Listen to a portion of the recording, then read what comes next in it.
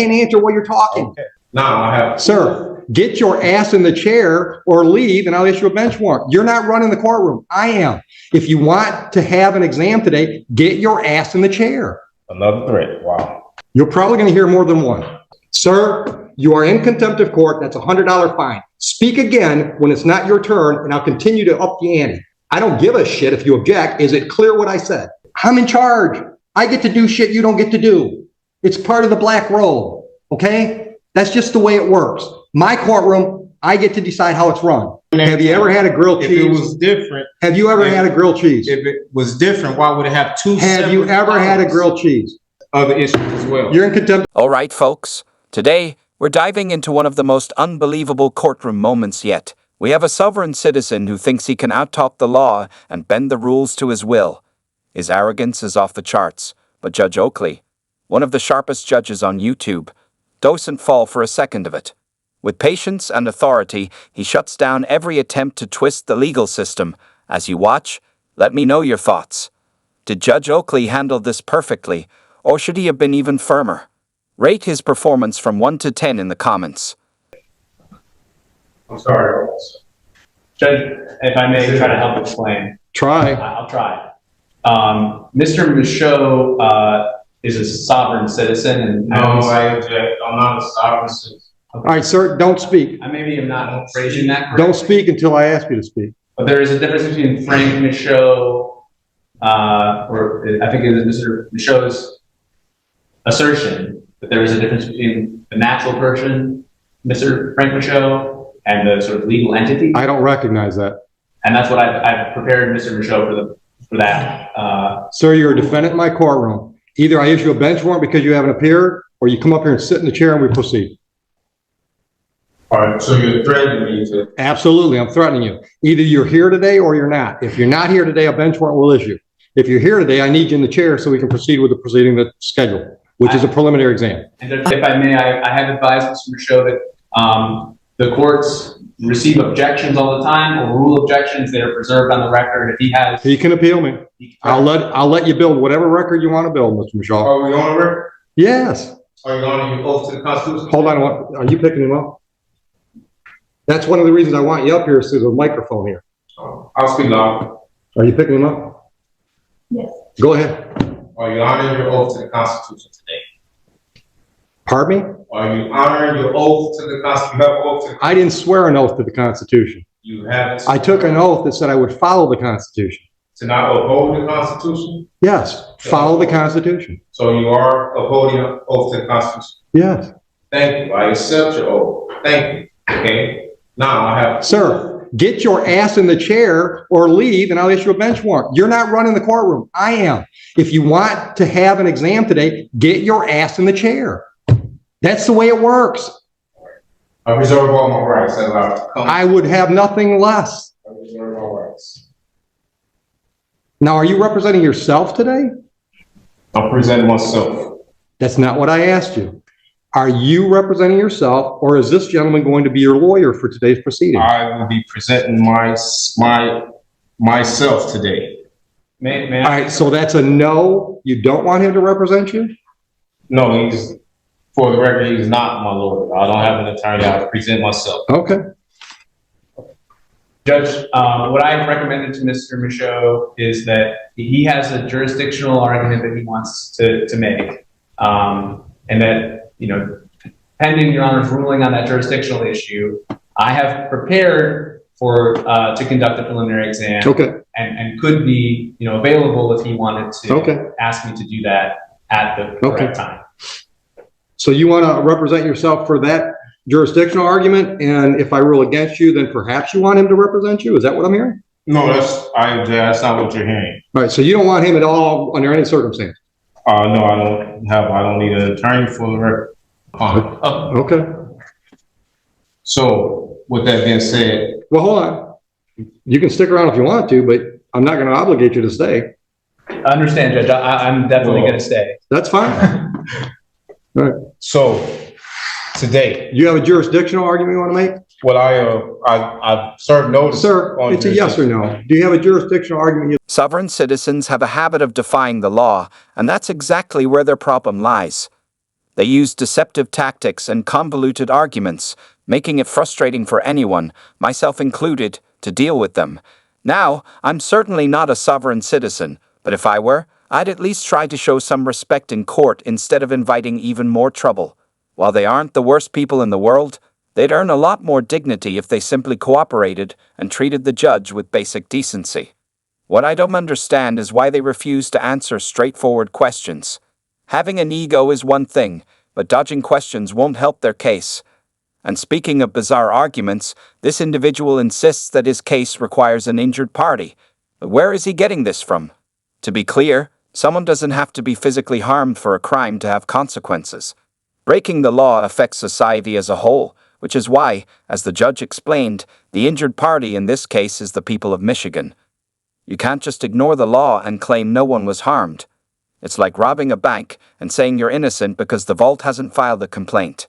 Argument you'd like to make today? I do, yes. Then make it. What's your jurisdictional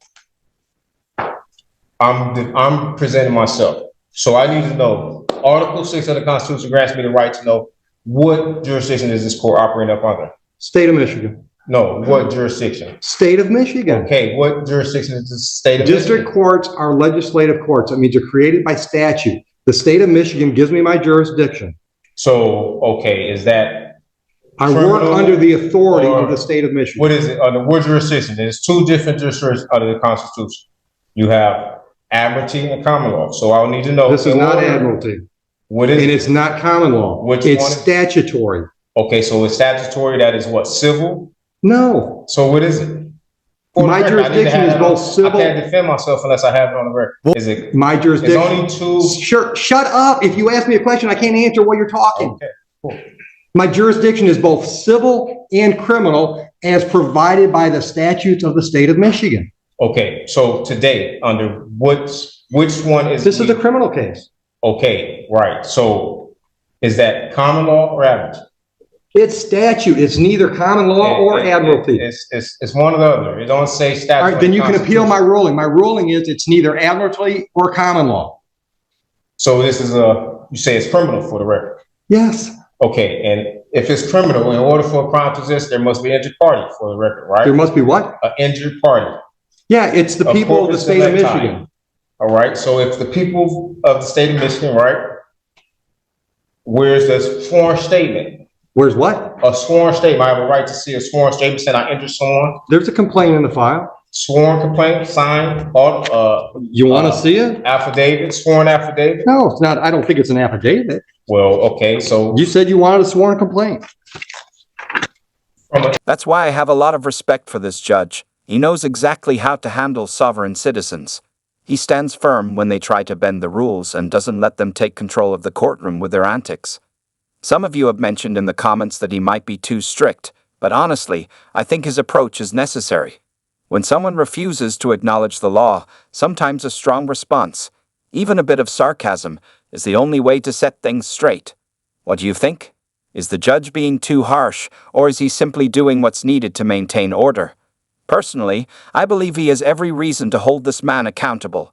A courtroom is not a stage for theatrics, and the law isn't something you can just ignore.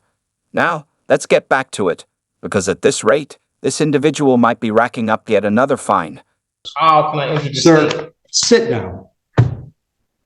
Sit down. I'm not. Sit down, or I will hold you in contempt. Another threat. Wow. You're probably going to hear more than one. I see. All right. I am ruling that I have jurisdiction. You are free to appeal that to the circuit court. Proceed. Do the people have a witness they'd like to call in the exam? Yes, Judge. The people are prepared to move forward. Just as a quick preliminary matter, we'd request a mutual order of sequestration with an exception for the OIC. All right. So again, I'm not asking you to talk. Ma'am, are you a possible witness in this case? Okay. All right. And would you mind putting your name on the record, please? Counsel, I want to look at the lady. Would you mind putting your name on the record? She's a witness. She is a witness. Sir, you speak again when I haven't asked you to, and you're in contempt. And we'll deal with that first. The reason I need your name is because if you appear somewhere down the road and want to testify, we have to know that today you were in the courtroom. and I can't do that by taking a picture of you, so I'm asking you to state your name. Your witness. Yes. Sir, you are in contempt of court. That's a $100 fine. Speak again when it's not your turn, and I'll continue to up the ante. Clear? You can speak now. I've asked you a question. I object. I don't give a shit if you object. Is it clear what I said? I'm waiting for an answer. I said I object. What am I supposed to say? I want to know if you understand you've just been fined $100 for contempt. I don't understand. Okay, well, you still owe me $100. Are you going to give me your name? That's fine. Thank you. Witness. Your Honor, the people called Officer Steppen. Oh, I'm sorry. One last quick preliminary matter. Pursuant to 76611D, we'd like to introduce a certified registered of action in regard to this individual being a previously convicted felon. I object. Hold on. Have you showed that to him? I object. I object. What's your objection, Mr. Michaud? My objection is that I am here under the guise of Bless you. probable cause conference, and I don't know how we're here at a preliminary exam when I did not waive any right to waive a probable cause. This is a preliminary exam. This is okay. So right here, This is the probable cause hearing. It says. All right, stop. Right now, the question on the table is, you've objected to admittance of that document. I want to know what your legal objection is. I'm also objecting. What is your legal objection? To not waiving my probable cause. It's frustrating how much time he wastes struggling with basic legal concepts, like a probable cause conference. It's a straightforward process, determining whether there's enough evidence to move forward. But he acts like he's studying for the bar exam. And I have to admit, the grilled cheese incident had me laughing. Do you think he's truly confused, or is he just pretending to avoid the consequences? Either way, he probably thinks he's being clever, but at this point, he's only making himself look worse.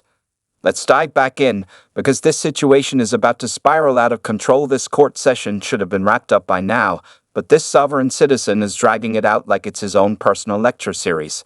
It's absurd how they treat the judge like their private legal advisor, demanding answers to questions they should already understand.